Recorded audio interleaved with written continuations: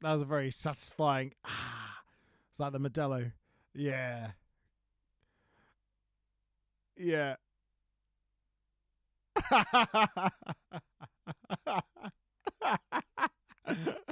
No worries. Right. 3, 2, 1. Let's go.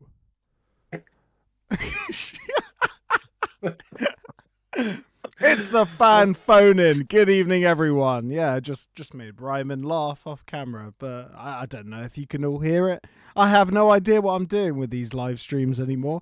It's just a lottery if there are any technical issues anymore. I don't know what I'm doing. I make it up as I go along. As always, I'm joined by my lovely co-host. He doesn't have to go to work tomorrow. It's half term. Big night for Mark Ryman. How are we getting on? Yeah, all the better for that. I'm not trying to rub it in, by the way. Yeah, I'm all right, despite the football. And the We were rugby. talking about it briefly, and the rugby's annoyed me more than the football, to be honest. But and the cricket's been pretty shit as well, actually, if you're interested. But anyway, it's just becoming absolutely woefully predictable. I tell you what, it's really weird supporting a football club that on one week is pushing for promotion, on the next week is relegation fodder. I don't understand how to feel. I don't know about you. Yeah, you know what? You sort of reach a point where you're quite numb with it. Like, I don't know if you watched my post-match reaction. There's no sense in even getting angry about it anymore. Obviously, the fans that travelled out there, they have every right to be angry, and fair play to everyone that put in the miles. Absolutely crazy. You know, the cost, the mileage, and they've gone and they've seen another insipid, spineless performance. 1 goal in 2026 on the road, which is absolutely shocking. Woo! Yeah, a pen. The one bright spark was the play that led to the penalty was good. Yeah, That was the only bright spark of that performance. But away from home, you've got to change it. You can't go to a team where they're going to dominate the ball and try and just do the same old thing. It's very like Rob Edwards in the Premier League once we beat Brighton 4-0, where you think, yeah, I've figured it out. I've solved football. Yeah. And then you try and just throw, I said it before we started, throw the same old shit at the same old wall and hope for a different result. Yeah, I mean, on the one hand, you can call it naive. On the other hand, you can call it bloody mindedness. But I agree. I mean, David Pacey on the comments, I was one of the 830 that went yesterday. Fair play, David, and everyone else that went as well. Absolutely, as Ollie said, fair play.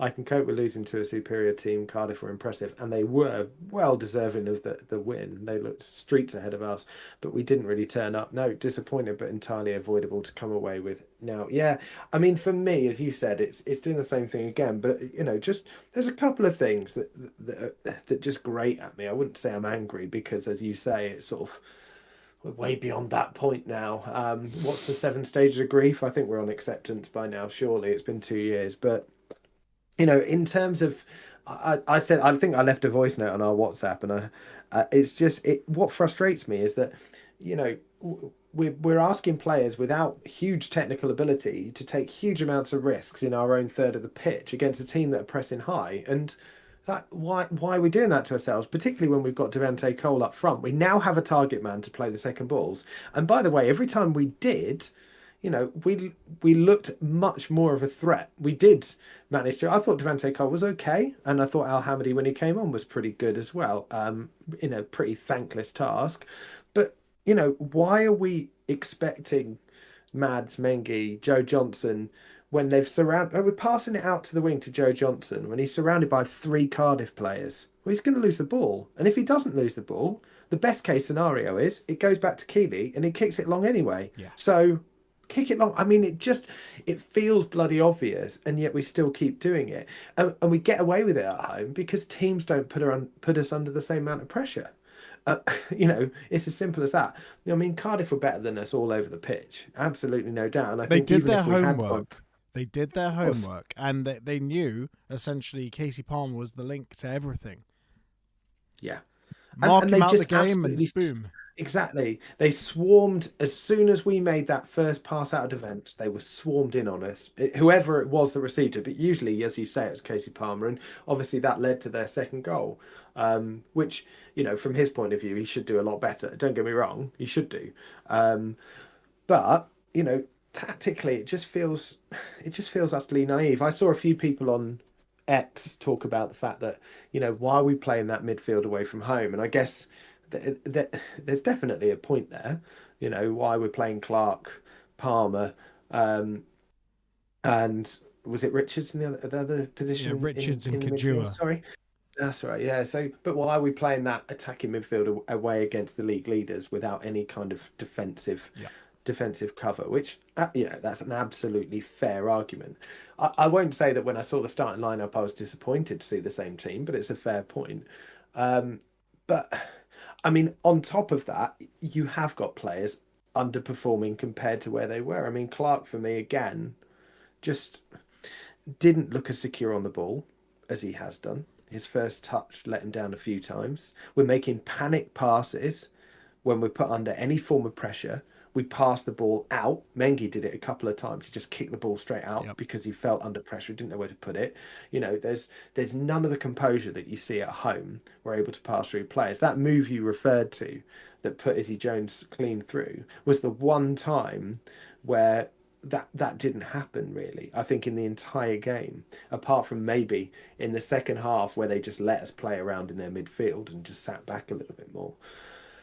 And you know, it's a mixture of those two things. As soon as we put under any kind of pressure, which we will do away from home, we just completely fall apart. And blame mentality is a bit of that, but tactically as well, we just seem, yeah, complete naive. And I think we're kidding ourselves if we think that we're going to get just a result of Wigan because of where they are.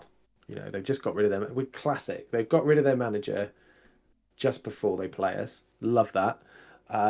And, you know, we've thought that away from home against a lot of teams this season, and yet we've come unstuck. So it's so frustrating across the board in terms of that tactically.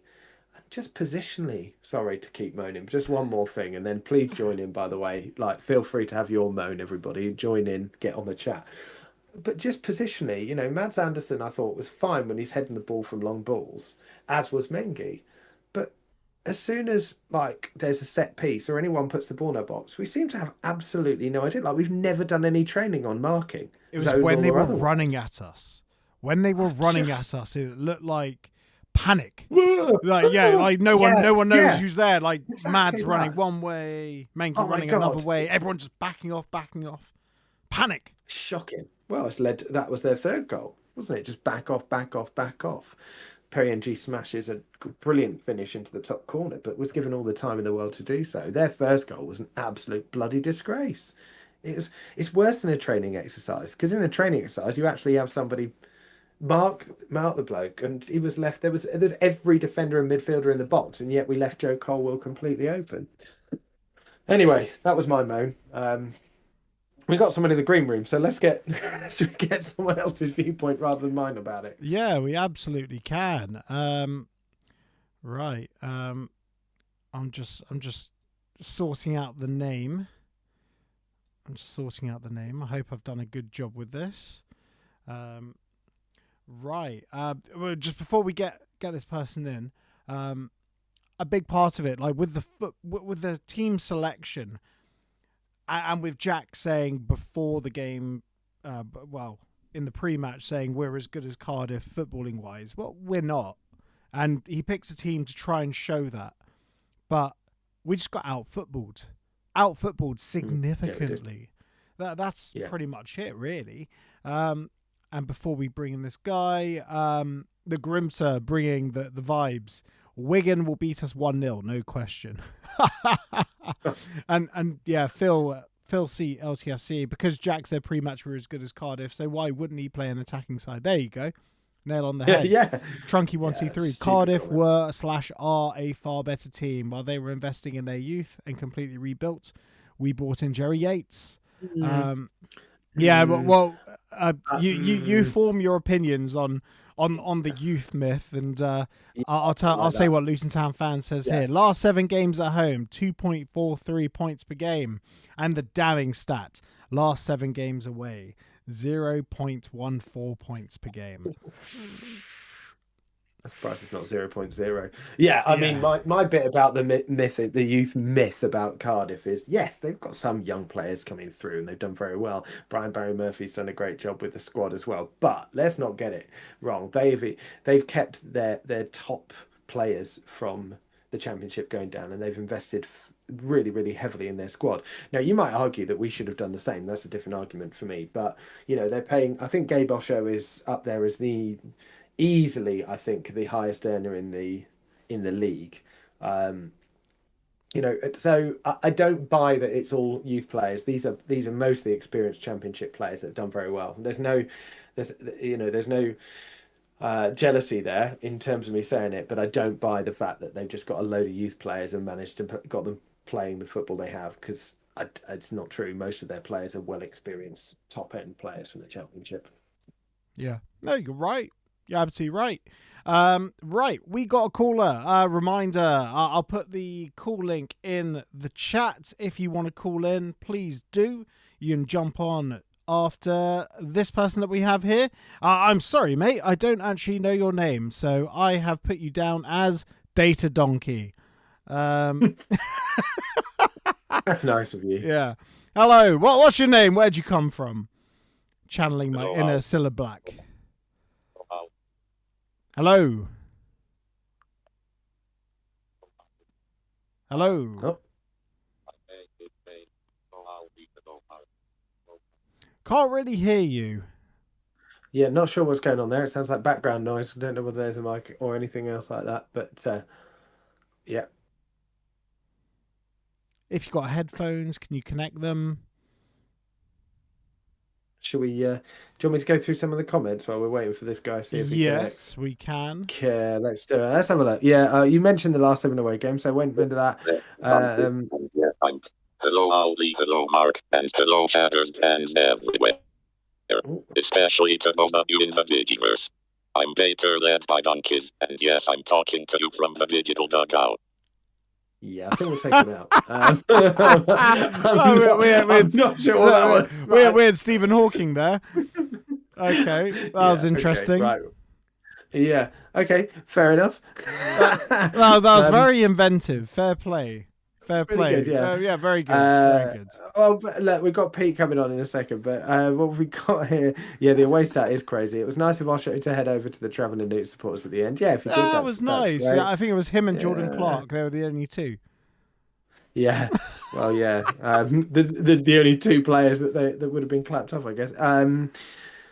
But yeah, Highland Hatter, there's no guarantee Adebayo would do well either. Look, I don't think there's any guarantee anyone will do well away from home until we spoke about, changing it tactically. Adebayo cannot What's set gonna up the change? chances as well. Yeah, what's gonna change? Did you see that Lassie Nordas goal? Oh, to play Route 1 football. Can you imagine it? Yeah, it was ball straight over. Someone took it down. He ran onto the path of the ball that had been knocked down, and he finished it. It was a nice finish. Yeah, he did. That's 3 goals in 2 games. I would say with Lasse Nordas, and yeah, he's done. I'm not saying he's the answer. I'm just saying, I know. Mix it up. There's nothing wrong with a bit of direct football. But we got to play. You had to. I mean, the Cardiff game was a clear example. I keep banging on about the Stockport game. That's what everyone wanted to see. Stockport away. Well, Stockport away, we played the channels, we played the percentages, and we got the ball forward quickly. We didn't fuck about with it at the back with players like Mads Anderson and Ted Mengi, right? Who haven't got the ability to do so. We played it down the channels to players that can run and got the ball in. And as soon as, to be fair to Cole, I know that there's a defender and a keeper that kept him from scoring. I think it was Perry NG who had a bloody ridiculous game. He always does. He does tend to against us. ever since. I can't remember who it was that celebrated in his face. Might have been Adebayo, but that was quite funny at the time. Doesn't feel it now. Yes.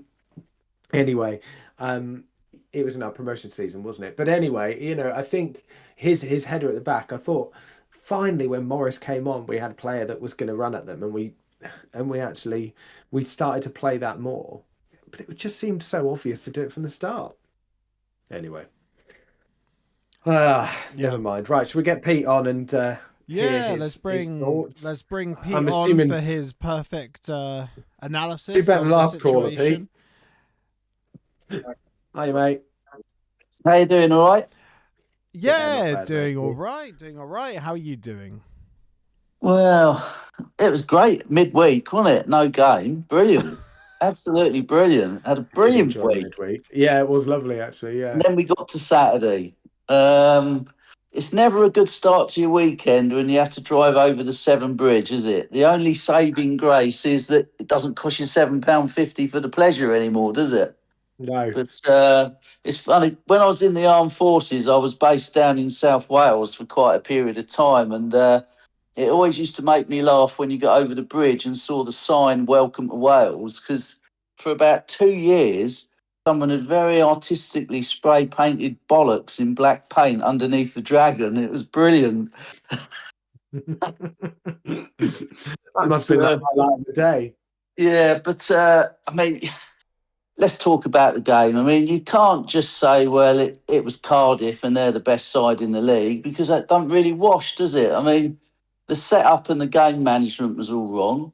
Once again, we went behind, away from home, and Wilshere failed to read the room.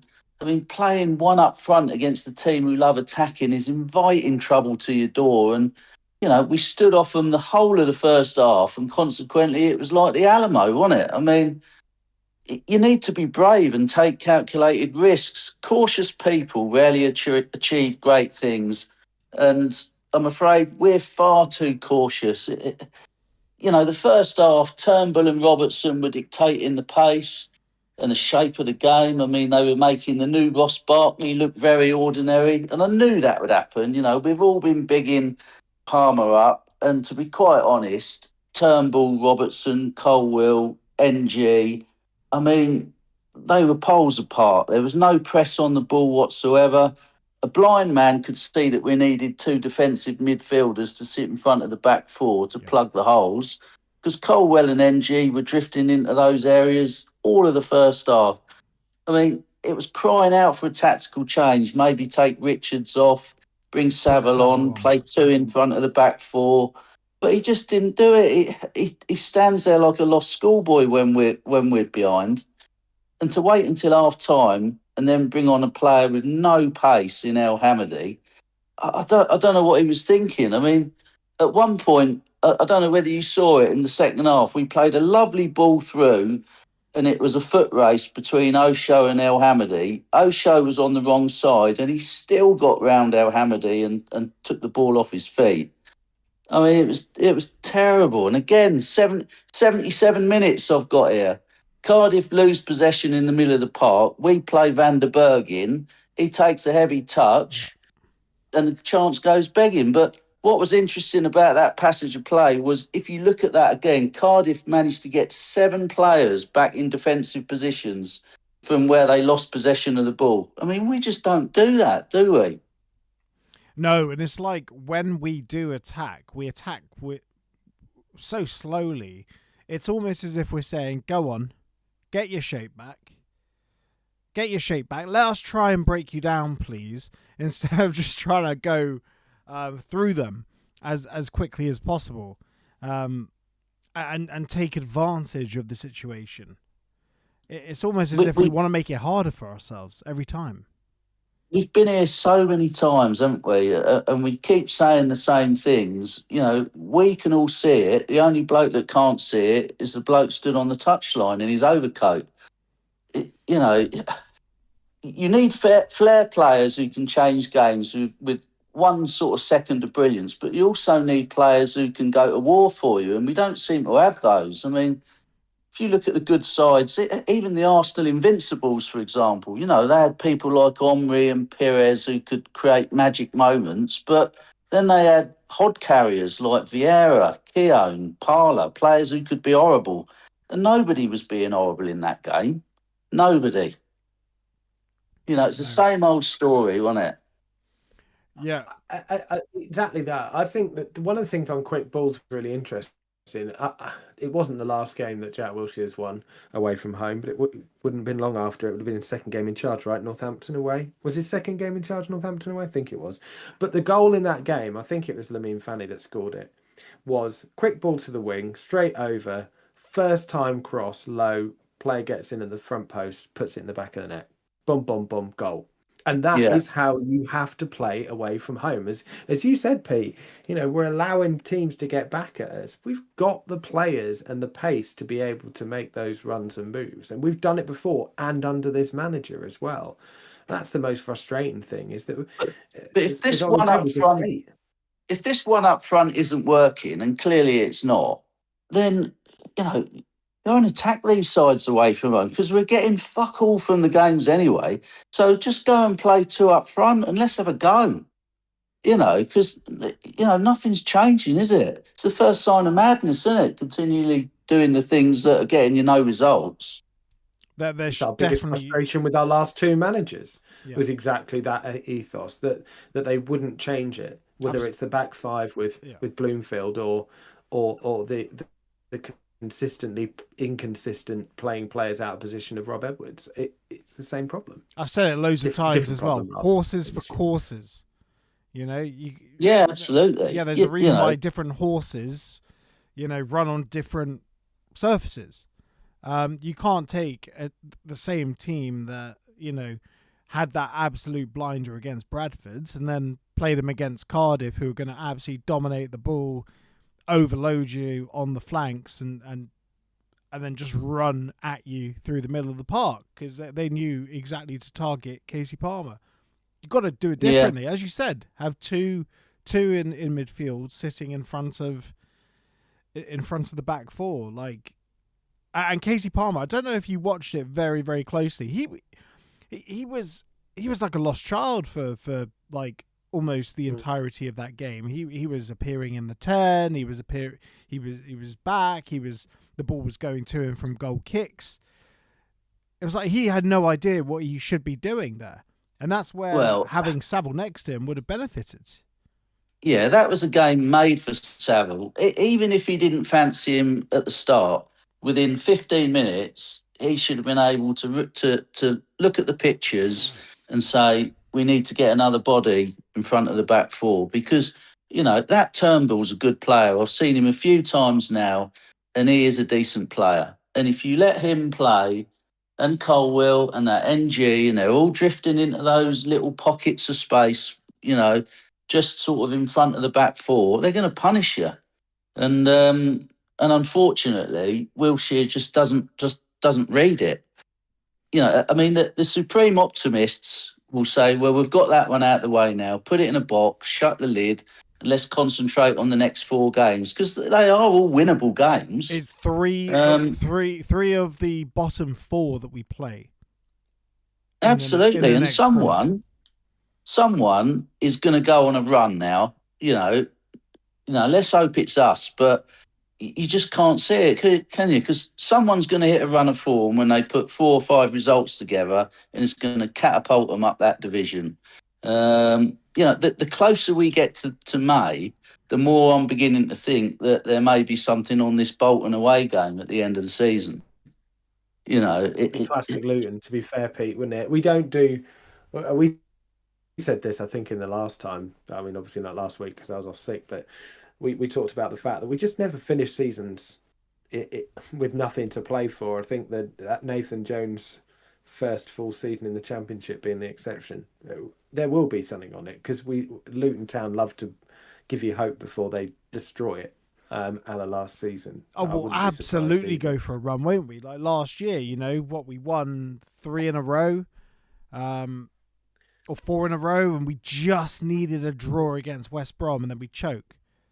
Spectacular. Yeah. It could happen. Could happen again. Like, you know, we could, put ourselves in a great position. And we're woefully short of leaders out there as well. I mean, you look at captains nowadays, they've just become the player who wears the armband. There's no art in captaincy anymore. It seems to have diminished. I mean, They pass it back in the round. day, back in the day, there were guys who could galvanise the team when they were in the trenches. I mean, I can remember Lee Dixon telling a story about Tony Adams. He said he was in the middle of a game and he could hear Adams shouting across at him for about 10 minutes. And he suddenly turned and looked at him, and Adams just said, "You're a hell of a fullback, son." And he said he grew about 2 inches taller. But that's the sort of thing you want from your captain, isn't it? That sort of thing, because it just makes you want to run through brick walls for him. But we just don't seem to have that. I mean, Clark's a decent player in this division, but he's not really showing me what a great captain he is. No, he's just one of those that leads by example. Yeah, I think a captain needs to be more than that. A captain needs to be able to, at 2-1 down, get everybody in a huddle and say, right, come on, let's make sure that we get tight now, and we battle for every ball. We win and the corners as well. I mean, the corners were woeful, weren't they? Oh, God. I mean, both from everyone that took them. Vanderberg hit the first man, followed by Clark hit the first man. Yeah, look, I think Pete, the point about captain's an interesting one. I think for me, it's not just about character for captaincy; it's about buy-in. I think the problem with us isn't necessarily just lack of characters. I think it's lack of buy-in. When we're on the way up, there was so much buy-in in terms of what the club was doing and where we were headed that you probably had about 5 or 6 people that could wear the armband and do it very well. Now it doesn't feel like, well, Clark's probably, Luton through and through, really, and yet the buy-in isn't there and hasn't been for a long time. Think about who did that recruitment. Think about who was there judging all the players that were being brought in. The likes of Matty Pearsons, the Sonny Bradleys, the Tom Lockyers, all of them. Who recruited them all? It wasn't Yusuf Sajjads. They all had to meet Nathan Jones. And Nathan Jones was a tremendous judge of character. And now, with data-led, you can't determine if someone is a chest thumper, a talker. You can't pick that out from data. I think, you're right. I think Sonny Bradley back in the team now, I still think would struggle as captain. I think because of the buy-in as well. It's not just about that. I'm not disagreeing, by the way. I think we need more characters. But I think it's also that Sonny Bradley and everybody else in that team knew exactly what we were doing, knew exactly how we were going to play, and knew that we had a chance to beat every team we came up against. There was, that whole team bought in to, whether it's Nathan Jones football or even Rob Edwards in the Championship, there was buy-in, and that's what's missing for me. The players need the right instruction as well from the guys on the touchline, and I'm sure they don't want to go into these away games and keep getting battered. I'm sure they don't, but Wilshire's got the best view of anybody, hasn't he? From where he stands, and if he can't see it and he can't get the message across to the players, then what hope have we got? Because, we could all see that it was crying out for an extra body in the midfield just to plug the holes. But, why can't he see it? I just don't get it at all. I just do not get it at all. Did Arsenal in the 2010s play with someone that did that? A designated defensive midfielder? No, of course they didn't. They played with all-out attack, He's like, oh, yeah, Jake Richards can be Cazorla and... but when he was at Arsenal, he had, level 1 academy players or the best players in the world. He's asking League One players to do jobs that, level 1 academy players were doing for him a year ago. And they can't do it. Oh yeah, he's definitely out of his depth. That is certain. And I saw someone made a comment earlier, like, it's almost as if he was just a media signing, to get the media back in around Luton. Whilst that might not be true, but I think a big part of it, and I actually asked him about it, did you apply for the job? And no, he did not apply for the job. He was sought out for the job. Yeah. Any manager apply for the job? Really? Well, I'm now? sure managers do I'm just, apply for the jobs, but he didn't did- apply for the job. That was out from his mouth, you know. He was Did Rob Edwards courted. apply for the job? Did Yeah, Matt yeah, Bloomfield? I'm not Rob convinced Edwards- any of them. Rob Edwards did apply for the job. Neil Critchley was actually the front runner. And then Rob Edwards came in, dazzled, and the rest, as they say, is history. He was the right man at the right time because he took on a squad that was essentially put together full of leaders by Nathan Jones. Yeah.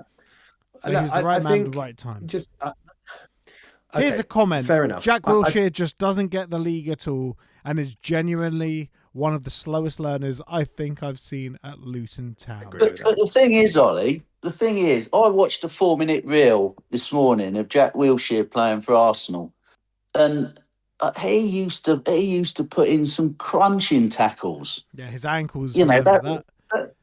That's how he played. Yeah, he was a brilliant player, but he doesn't half put himself about, and yet he hasn't transferred that or got that message across to any of the players at Luton. Well, Casey Palmer was putting in challenges last game, but for this Cardiff game, like, fair play to them, we couldn't get near them.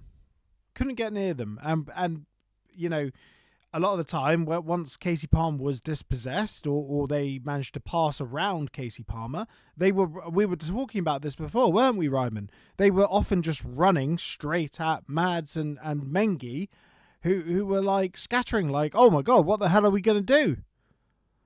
But that's when you need to start taking a few souls and putting a few tackles in and doing a bit of shithousery. You know, again, you know, break the play up, stop them from playing, you know, take the sting out of the game a bit, slow it down. But they don't do any of that. There's no game management whatsoever. They were basically saying, you're a hell of a good side, we're going to let you play. Which is madness, isn't it? Because you're going to get punished. Yeah. I think away from home, I agree. I disagree that Jack Wilshere is just a media signing. I do think he's improved us extensively at home, but I don't think there's any doubt about that. I think, you know, if anyone thinks that we were better under Matt Bloomfield, then they've got a short memory, because we weren't at home. This is the argument. At home, we've dominated teams. Don't be blinkered by one decent game. Don't be blinkered by one decent game. It's not. But there's no doubt that we've been far more consistent at home under Jack Wilshere. I mean, statistically and with the eyes, not just the Bradford game. There have been, the Blackpool game, the Rotherham game were hard to watch, undoubtedly, but we have been better. That doesn't take away from the fact that he has real issues away from home. I'm not disagreeing on this at all. I don't think that necessarily that's just on him setting stuff up. I think for me, it's to do with intensity. As soon as we're put under any intense pressure, we fold. That's been the case for the last 2 years. Don't get me wrong, I agree with what you're saying, Pete, and Ollie, tactically. There's no disagreement here. He should have set us up differently to what he did. What my other concern is, from player point of view, watching those players, and my last away game I went to, I think, was Barnsley away. I've not been away since then, and anyone went to Barnsley with me shouldn't blame me for not going to an away game after that. But we actually, in that game, started well, as we did, by the way, against Cardiff for the first 5 minutes. 5 minutes, admittedly. As soon as any pressure comes under us, every player, to a man, stops being able to play football. All of them. That's regardless of tactics. That's regardless of anything else. And for me, that's been the case now for the last 2 years. Bloomfield couldn't shift it. Edwards couldn't shift it. And Wilshere has struggled to shift it as well. So while I don't disagree about away from home, I think there are other problems there as well within the squad that haven't gone away. Yeah, no, I agree with that. I mean, if you played two up front, you know, you have one player coming short, which stretches the game a bit, and then you get the ball into the feet of your centre forward, and then you bomb on your midfielders to support the guy up front.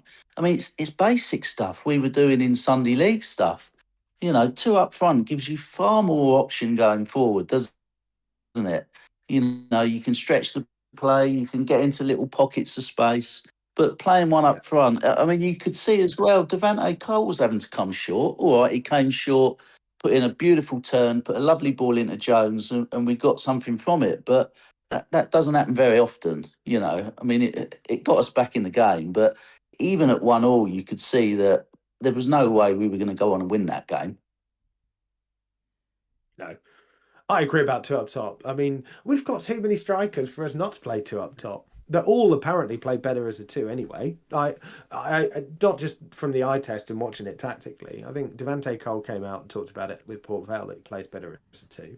We know Naki Wells prefers a 2 as well, and obviously prefers to play as part of a 2. Eli, etc. All of the players that we've got need to play as a 2. And you're right. As soon as we did put 2 up front, we did at least start to make some inroads. I mean, but Cardiff had declared to that point. Final balls. Yeah, no, of course, yeah. But they had, but that you're not telling me that they allowed some of that. That crossover from Morris. I think it was that NG had to head away, as I mentioned earlier. That it allowed other players like Vanderberg to get pace into the game. You're right. They sat back far more. They'd already declared, etc. They did almost score a 4th though. Like Callum Robinson, of course. He could have made it 4. Good save. Yeah, but I'm fine with. That's the sort of ball that every centre forward is just licking their lips at as well, isn't it? And we never put in a ball like that, do we? Across just that area of kind of uncertainty between the penalty area and the edge of the 6-yard box. We've never got anybody running onto something like that, have we? There's no one bloody there, is what I was going to say. There's no one ever there when the balls do come in. That's the frustrating thing. Because when you play 1 up top, they got to cover here, there, and everywhere. So they're quite often only entering the penalty area, and that was my biggest grievance with playing Carlton Morris as a 1 up top, because he's not the most mobile. You want him, like, look what he's doing with Derby. You want him, in the width of the 6-yard box, between the penalty spot. Yeah, Ryman, I can see you're just loving this. Me waxing lyrical about Carlton Morris. Who would have thought, You love Carlton Morris. Just admit it. You love him. He's just, if you can put the ball on his head. Yes, exactly. If you can put the ball on his head. Talking about penalties, I got a bit of grief about saying Jordan Clark's penalty wasn't good. It wasn't good. It wasn't. It wasn't. Oh, it was wait, a perfect against height Cardiff. against Cardiff. Yes, it wasn't good. It was quite soft. I'm fine with that. Quite soft. Side Good netting. height. But the thing is, the bend on it. The bends.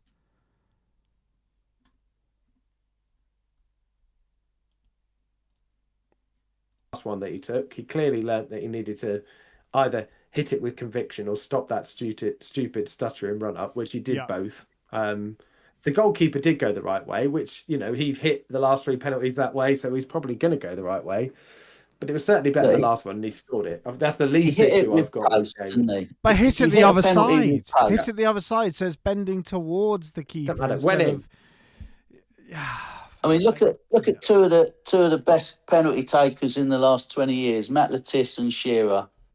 They never used to tickle it, did they? They always hit the ball with pace, and if you hit it with pace, and you're hitting it towards the corners, invariably you're going to score. And I think the pace, the pace allowed Clark to score that. If he'd have struck that half-heartedly, the keeper would have got a hand on that. So, it was a decent penalty. He hit it with some conviction, like you say. I don't like the bend. I feel when the bend is there, it's bending inwards.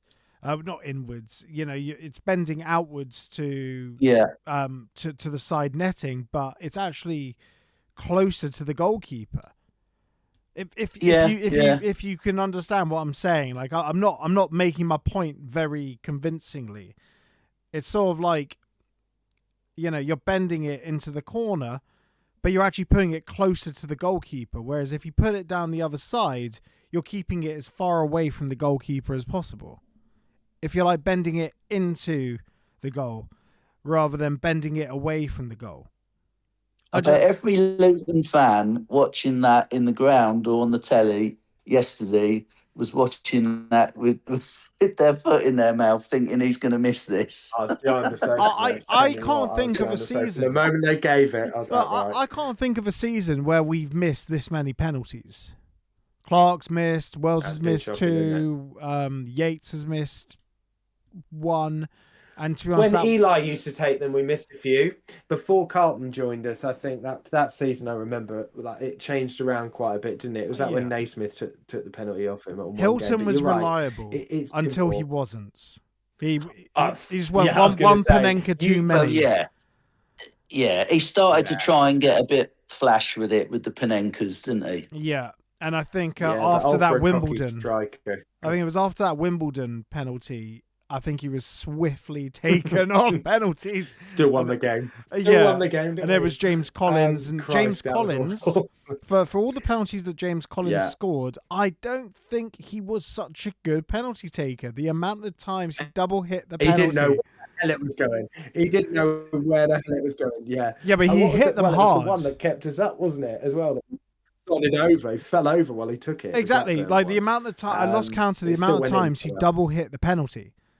All the time, and sometimes he got called off on it. I remember there was Middlesbrough, I think, where he double hit it. There was definitely and the players were like, "Look, he's double hit it. He's double hit it." Oh, it was Warnock. It was Warnock. Yeah, Warnock and went all nuts, the didn't he? players as well. Yeah, but you know they were right. At least he bagged one. Well, at least he bagged one against the scum. So oh we yeah, can forgive him for everything else. I think he double hit that as first well. Touch of that game. I think he double hit that. Who cares? He slipped, but they've been scuffing up the penalty spot. Haven't That they? was not even the best bit of that.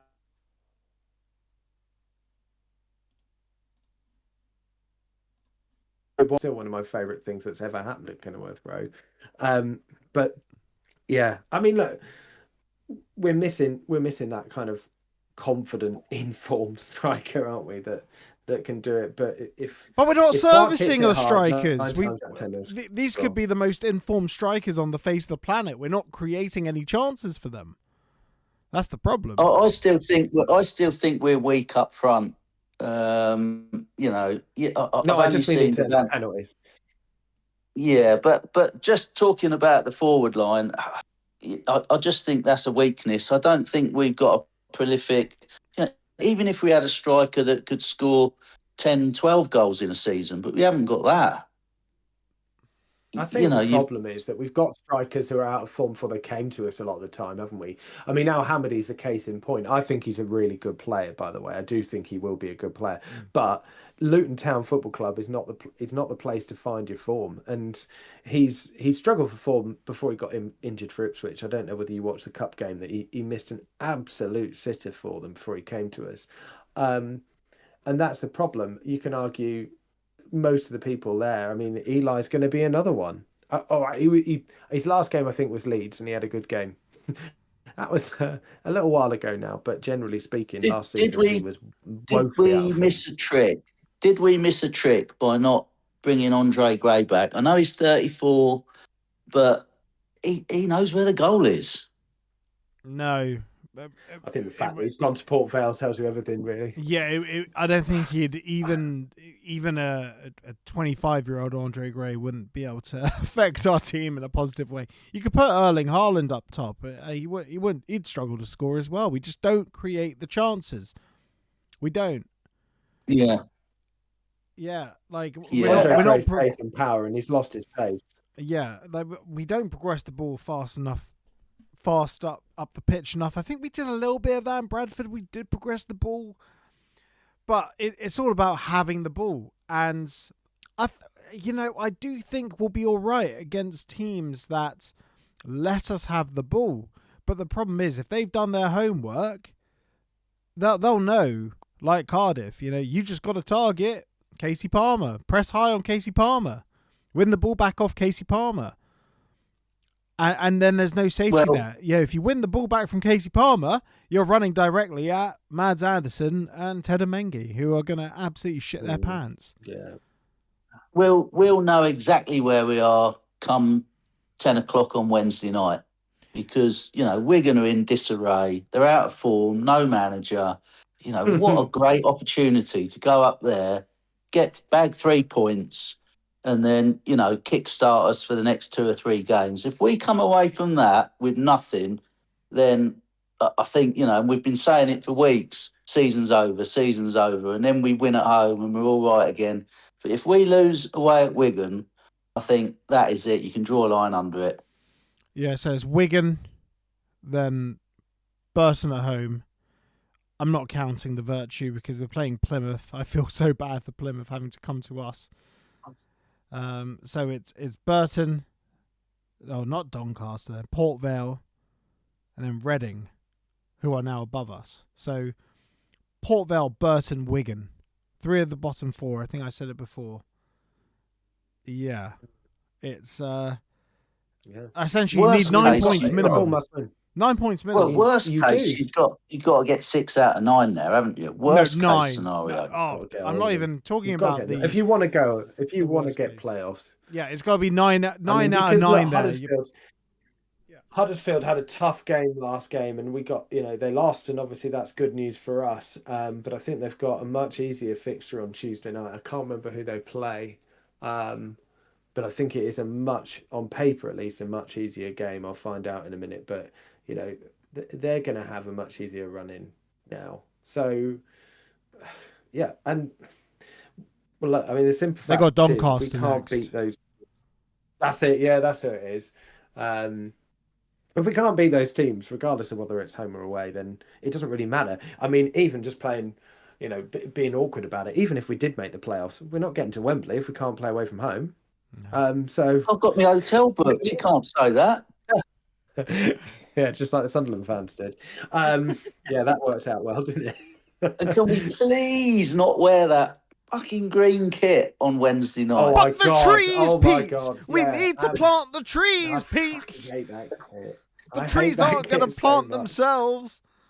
It's the curse of Luton, that kit, isn't it? Yeah. The green kit. Those 3 goals against Burton have got a lot to answer for. Because seriously, that's why we decided after then, didn't we, to play every bloody away game. We're no good in the blue one either, by the way. Well, the blue kit's shit as well. So yeah. Exactly, the thing about the blue kit. Come on, firstly, it should have been white.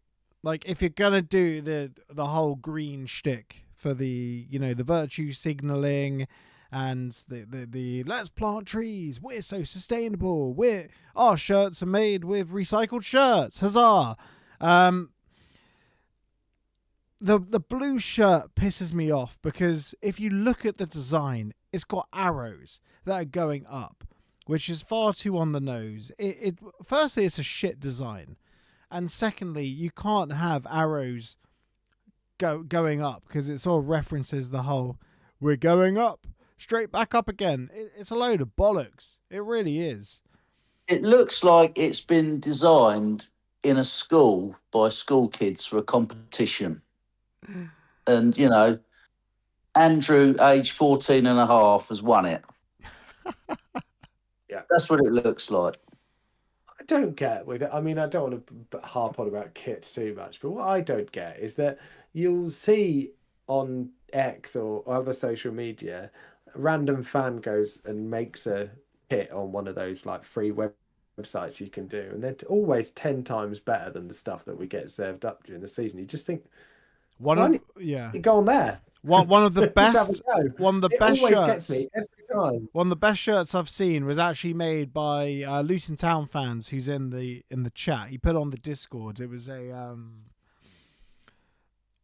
I think it was a rainbow inspired shirt, and it absolutely looks tremendous. It would have genuinely been a better shout for our away shirt.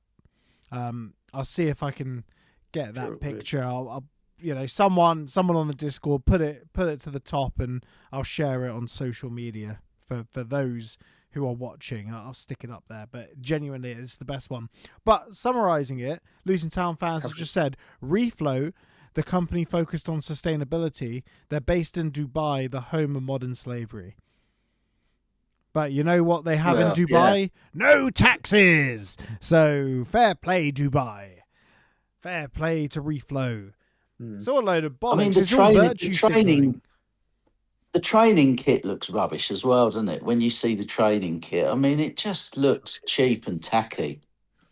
Yeah, well, design-wise, our stuff's been terrible for years. What about that hoodie that looks like someone's throwing black paint on it?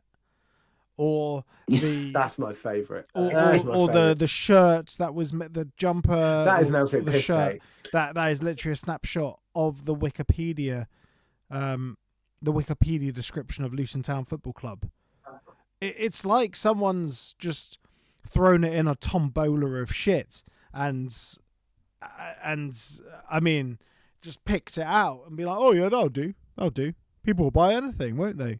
It's a load of old bollocks. The commercial department's horrendous, and this whole thing about the kits as well. Like the fact that the trust have signed off on that. Essentially, the club have obviously just said to them, there you go, that's the kit. Say, when I point at you, say yes. Say yes. And they've just said yes. I think the trust had the wool pulled over their eyes slightly, didn't they? With the kit? No, they didn't have the wool pulled over their eyes. They've just said yes because the club have told them to say yes. If you think the trust actually have any pull, any sway as a shareholder of the club, you need to give your head a wobble. They don't. They do whatever they're told. They don't question anything. They're putting out another statement about Limac. There's nothing to them anymore. Like the trust that ousted Gurney all those years ago, or trust in Luton, or whatever it was back in the day, there's nothing left. There's not one remnant of fight left. They're just sitting back. And they're all worried about losing. They're all worried about losing their accessibility to the club, aren't they? Well, that's what it is, isn't it? Look what happened with Hatter's Heritage. You know, if you voice an opinion, it doesn't matter if you're a completely separate entity to the club. You can still be ousted. You can still be removed from your position. It's all a load of bollocks. No one wants to speak up. Like, where's Loyal Luton? Loyal Luton aren't saying jack shit. The trust are saying nothing. It's all just really infuriating, and that's why we give fans a voice, because we want fans to actually speak out and actually say something.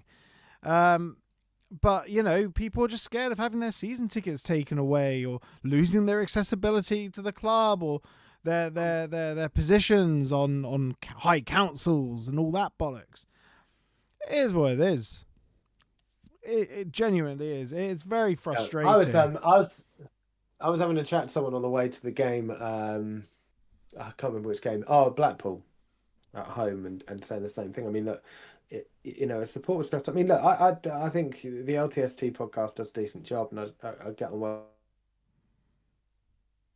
with Kev. I think he talks a lot of sense a lot of the time. He's not representative of. I mean, he obviously works for the trust, but he doesn't have.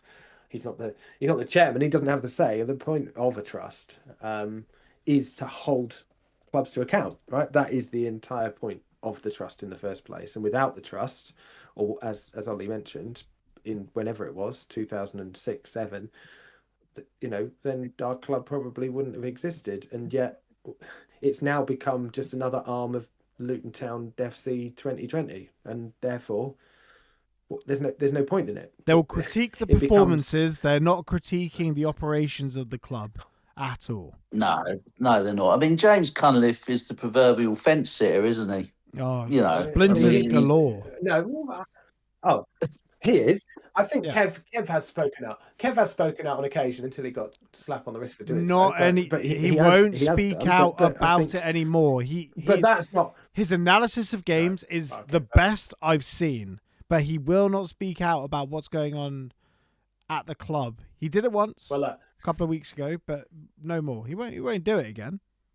But it's not his responsibility to. It's higher up within the trust to do that. Paul Stevens ain't. That is the role of the general board of the trust. No, but but it is their role to do that. Yeah. That is their role, and there's clearly issues behind this. There's clearly issues with power court. I mean, we go into this. We're at 5-10 already. Oh, hold on. I think you've frozen there for a bit. Hang on. I don't know if you can hear me. Back up a bit. Yeah, I've got you. Yeah, there we go. Back up. Yeah, I mean, Ryman, go on. You were going to say you're clearly. There's clearly issues with power court. There's clearly issues. Can you hear me? There's clearly issues with power court.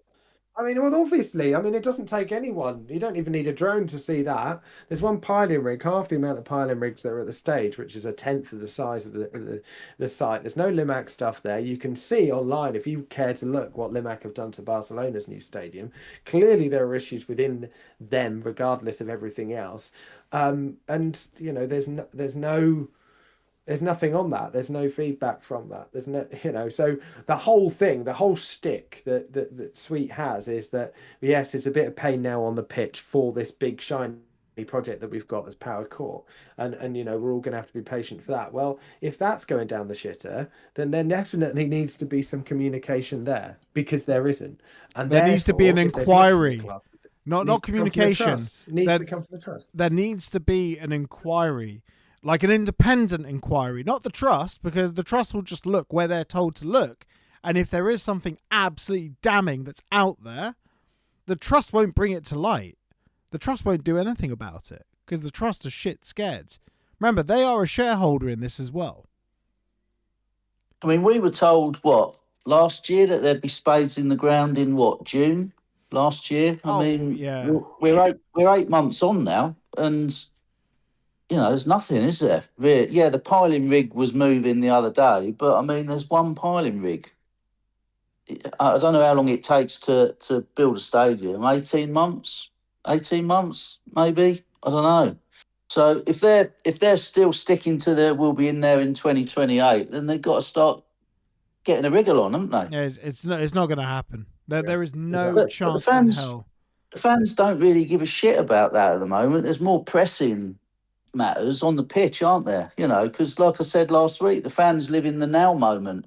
You know, they just want to enjoy Saturday afternoon and watch their team winning football matches. And unfortunately, you know, you take one step forward and two back all the time, don't you? Sadly, Pete, we are a property development company with a football side now. That is us. Yeah, that's what it is at the moment. Yeah, we're not very good at that either. Then develop some bloody property. Well, the ground. Well, it's almost as if, I don't know why you've dropped off again, Ryman. It's almost as if they should have someone in dealing with Power Court that has experience in developing property and developing property of this scale. Like I've said it before, Gary needs to just step aside from both the footballing and the property now. Before, I said he just needs to step away from the football side, but I believe he needs to step away from both, and someone has to be in on the property side that knows what they're doing. And on the football side, we need an experienced chief exec. We need an experienced property development person that actually knows what needs to be done. It's endlessly frustrating. Yeah. Right, and it's almost 10. Thank you, Pete. Any summarising thoughts, Pete? I'm flirting with the idea of going on Wednesday night, but you know what? I think I'd rather just watch it from behind my sofa. Yeah, because you know, I don't want to spend all that money, get a B&B overnight, go up there, and then have to come home the next morning thinking what a bloody waste of time that was. And that's kind of where we are, isn't it? I should be excited about going on Wednesday, but I don't think I can be asked. And I don't want to have to keep saying that as a Luton fan. Yeah. No, you're right. And fair play to everyone that does do it midweek. Fair play.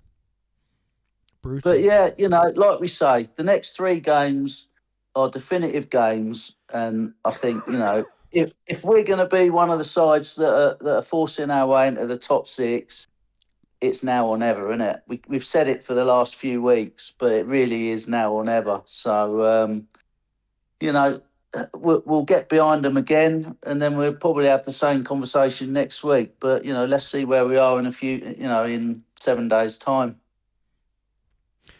Well said, Pete. Well said. Thank you very much for joining us, mate. Yeah, take care, guys. All right. Have a good week. Have a good one, mate. See ya. Ta-da. Right. Well, I'm really sorry to Ash, who's in the green room, but it's 10 o'clock. And you know, it's a school day for me. School night. That's the saying. Not for Ryman at all, but it's probably a good chance for us to scuttle off and bring this to an end. Ryman, you seem to have frozen, or you're just sitting in one position. That as well. Technical difficulties. It's just a big part of the old OK Football Show. There you go. Ryman's back. Happy days. And he's frozen again. Is he frozen? It looks like you're picking your nose, mate. I know you're not. I'm not. No, there you go. He's back again. Right. Any summarising thoughts before we scuttle off? I would, but I'm worried it's going to freeze. Nah. Yeah, look, my summarising thoughts of the game is the same as we've had. Look, he's got to try something differently. He's got to. Yeah. So two up top, please, Jack, for Wigan, and let's bloody go for it. Because if we don't win that game, we can say goodbye to the rest of the season. This is going to be a very different game on Wednesday to that of the Cardiff game. Very different. Well, I hope so. Yeah. No, I mean it's going to be a different game in terms of, we're going to have a lot more of the ball. We've got to be able to see if we can bully our way through, hopefully with two up top. Let's see if Jack's learnt anything. I guess we have to wait and see, don't we? Sorry to Ash not getting you on. You came on like 5 minutes before, joined the green room 5 minutes before we were getting ready to jump off. One last question. Which two strikers would you start, Ryman? For me, it'd just be Cole and Al Hamady, wouldn't it? Yeah, me too. Yeah. I wouldn't mind if it was Wells and Cole, but definitely Cole and one of the two. Yeah. But Cole and Al Hamady for me too. Yeah. Yeah. Fair play.